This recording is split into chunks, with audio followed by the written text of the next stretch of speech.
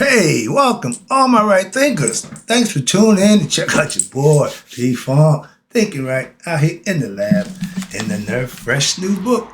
We on chapter 2. We doing our thing. I'm moving and grooving, trying to enlighten you. You know how I do. Let's go.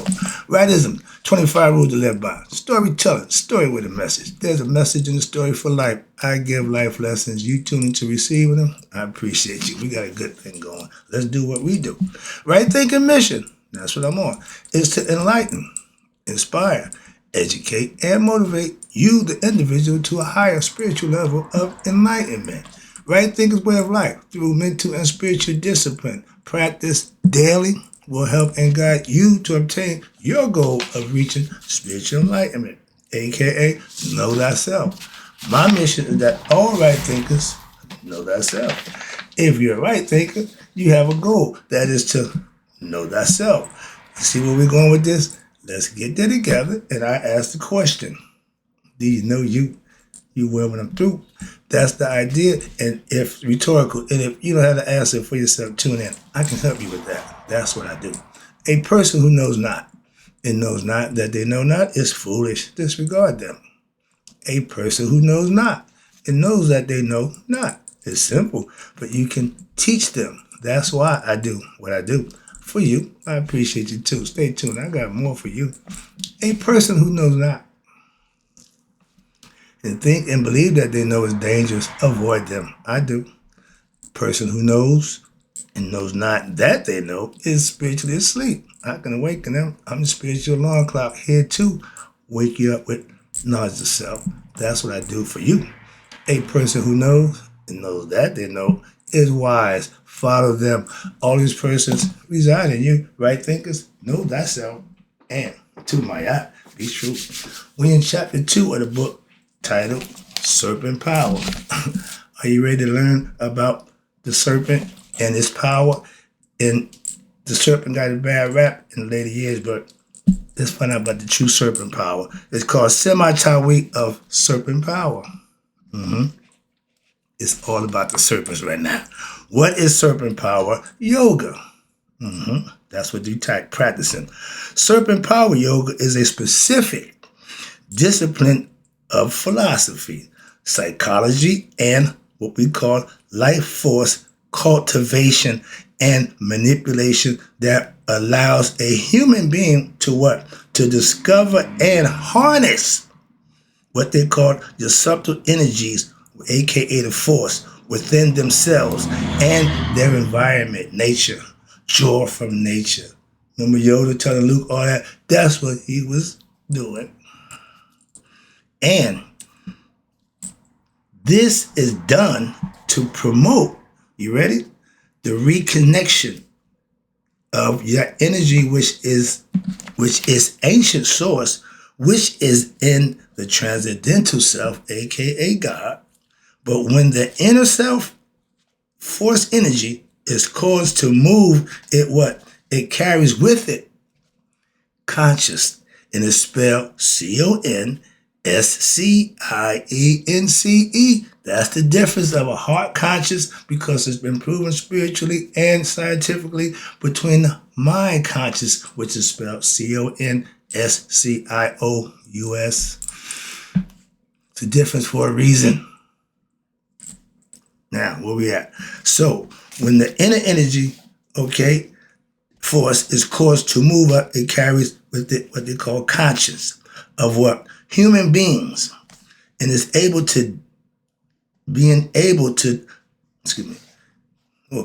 inner force energy is moves and carries with this conscious of human being to deeper planes of their reality. It means you're starting to get a little more conscious, and thereby enlightening, meaning giving you more information, that individual, you. And this form of yogic discipline requires great purity of heart and mind. And you got to take the body with it. Free your heart and mind, the body will follow. It got to get in there too, as well. See? So this discipline is the oldest. Say it again. This yoga discipline is the oldest known form of what we call spiritual discipline. is what I practice, and it is found inscribed where? On the Great Sphinx in Kemet, Egypt, Africa. This is a picture, a front picture of the Sphinx. We know the nose got chopped off, but you know that he had a big cobra on the top of his head, aka it's called the Uranus. Okay, let's get into that concept.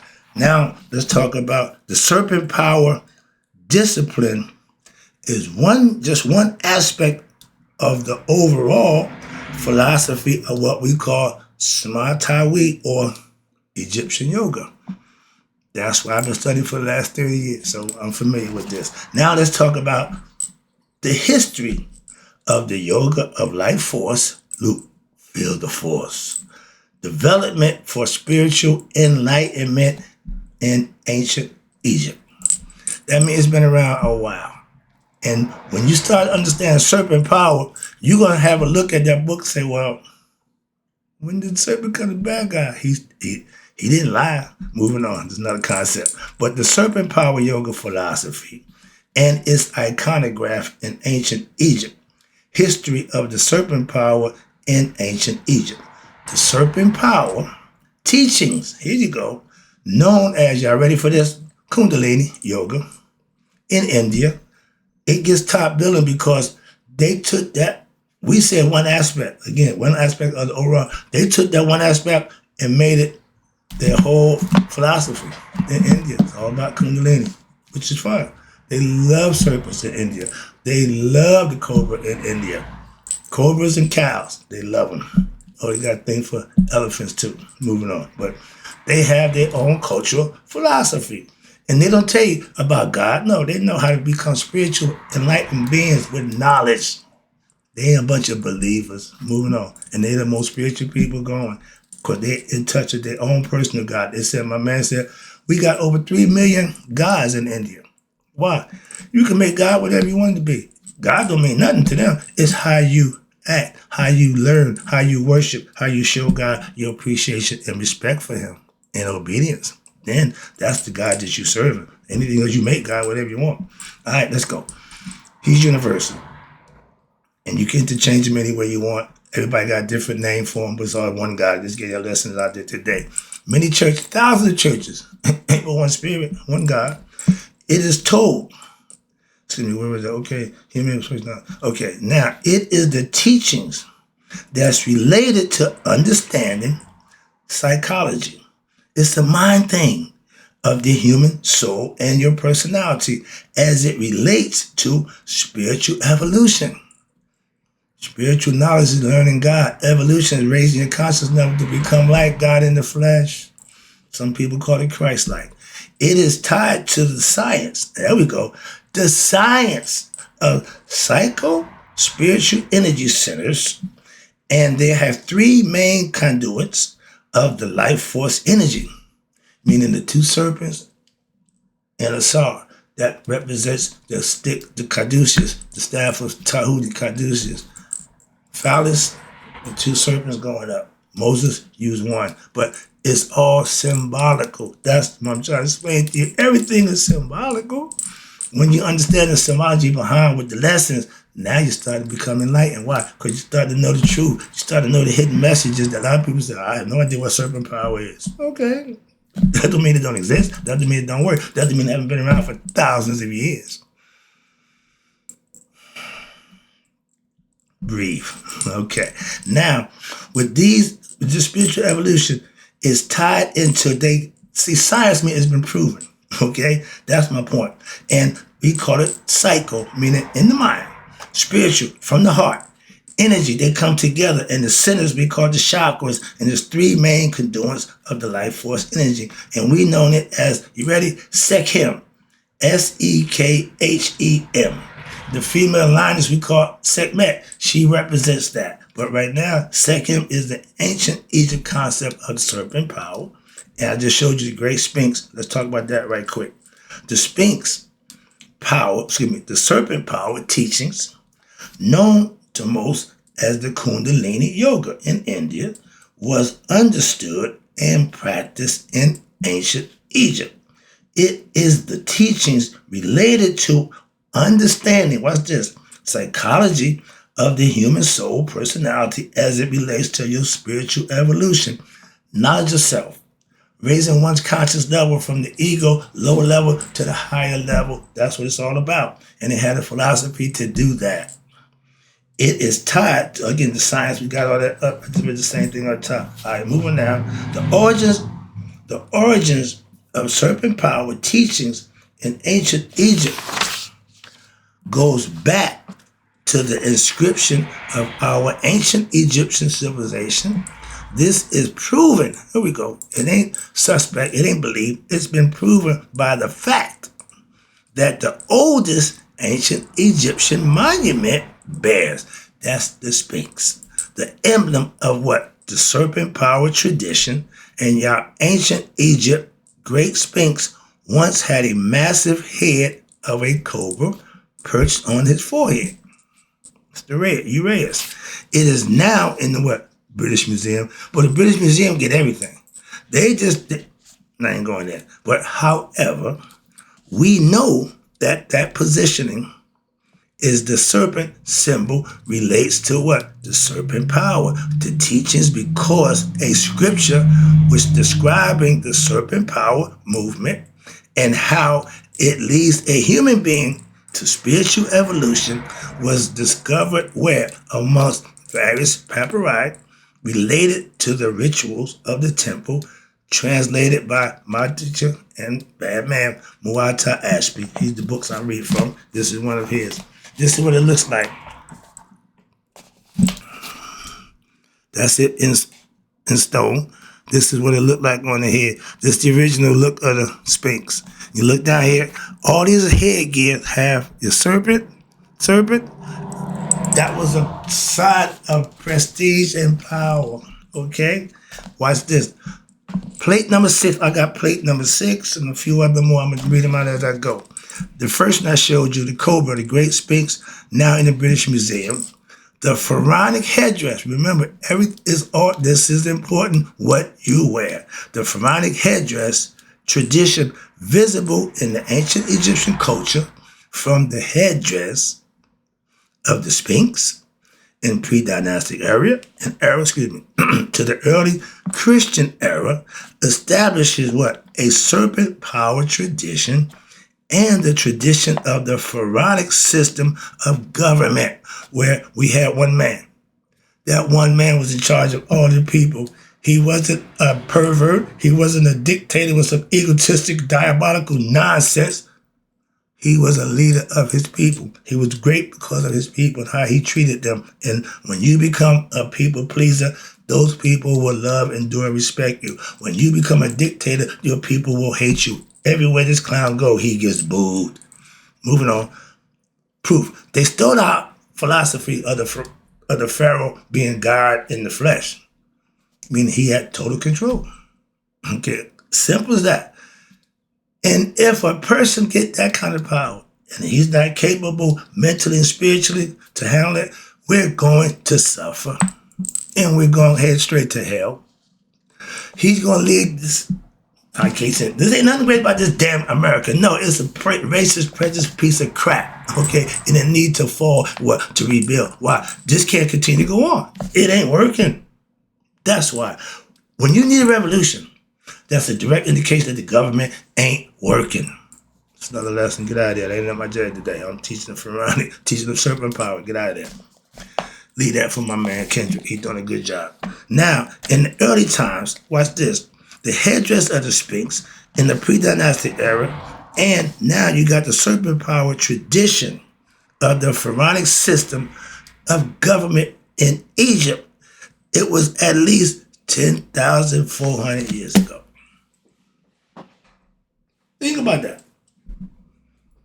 The Sphinx was built when we was in the age of Leo. Just in case you didn't know, I got a little horoscope education also. So that's how you can date the Sphinx over 10,000 years ago. End of discussion. Moving on. Now you see everybody familiar with Tutankhamun's mask. Okay, you see on there, you see the cobra. This is one of the oldest headdress of the pharaohs right here, the original.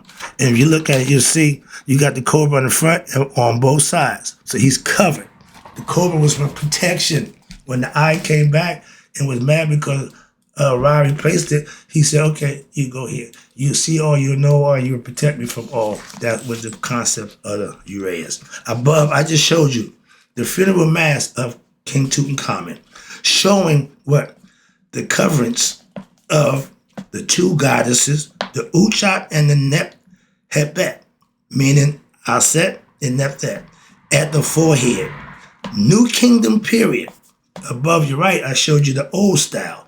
The diadem, they call it, worn by the mummy of Tutankhamun, literally depicts the movement of the serpent power as described in the serpent power text on page 46 in the book Coming Forth by Day. The two serpents, I told you, rise and move up the back of the spine and the sides to what? The head. And then moves up to the brain to meet with and joint between the eyebrows. Ding, ding, ding, ding, ding. Right here. Yep, right there. You see the Indians with the bender stone. Everybody who put that dot right there, they know about the pineal gland or the third eye. We know it as the first eye. Okay? Moving on. That's the original eye. Why? Because it sees internal. Other two eyes see outward. Moving on, conceptually. But in the New Kingdom, and now on page 46 in the book of Coming Forth, you got the two serpents that move up and meet at the point in the eyebrows. And watch this. The forehead region, that's heaven. It's the sixth center chakra of the spiritual, psycho-spiritual consciousness, aka Kundalini, or the chains of Maya, or the Ba Safa Ba, for the seven souls of Ra. But it's all about the seven, it's all about different levels of consciousness. And the vulture, here you go. The vulture and the serpent are the symbols of what they call the serpent goddesses. Mu represents the vulture. She wear the vulture headdress. And they respected the vulture because of its quality of it can take dead food, dead meat, eat it, and turn it into food that their kids could eat. And if they didn't have no food, they would chew off their leg and serve it to their kids. That's a mother. That's how far a mother would go to feed hers. And they don't need a man to get pregnant. All they got to do is fly in the wind, open up, and let it happen. The vulture's a bad bird, okay? And this is why they revered it and respected for those qualities that they understood. That's what symbolism means. The serpent, Apophis, was 3.5 times around the earth. Biggest, baddest thing going. Who his nemesis? Ra, light. So he didn't take the whole earth, but he got half of it. Half of his time we spent in darkness. That's Apophis time. Okay, Ra get his time, but Apophis gonna get his too. Just another concept, symbolism, that you can learn and understand. When it makes sense, you can put it into perspective where you can now harness it for yourself and use the philosophy conceptually and manifest the things that the philosophy says will happen. Just like the Christians say, if you follow things, the tenet, yeah, it worked. I told you, every tenet worked. We just do it symbolically. Okay, now y'all starting to catch on. It's okay. But watch this. Now, the vulture and the serpent are the symbols of the serpent goddess. One symbolizing death and consumption of life.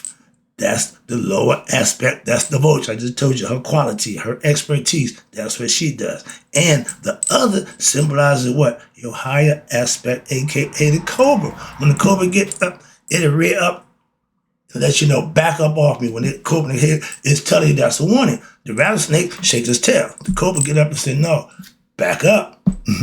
Back F up, okay? And that was just more important to them because it meant it's fighting off evil. It's fighting off bad thoughts. It's fighting off the wrong things mentally, symbolically, okay? Psychologically. And this is what it looks like. You got to go over right here. I'm going to wrap it up after this. You see here? Serpent, death, immortality.